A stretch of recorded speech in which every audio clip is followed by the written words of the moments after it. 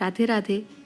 अहंकार सिव बुद्धि अज, मनससि चित्त महान, मनुज बास सचराचर, रूप राम भगवान। अस बिचारी सुनु प्राणपति, प्रभु सन बयरु बिहाई, प्रीति करहु रघुबीर पद, मम अहिवात न जाई।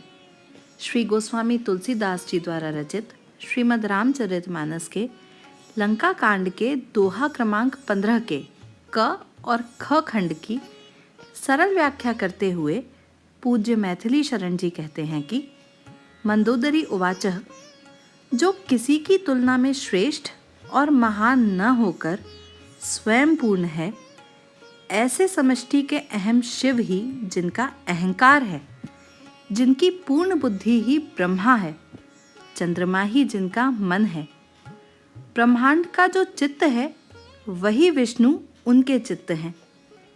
हे मेरे प्राणपति, तुम अपने आप को उन विराट राम से भिन्न न मानो, तुम भी उन्हीं के एक अंश हो।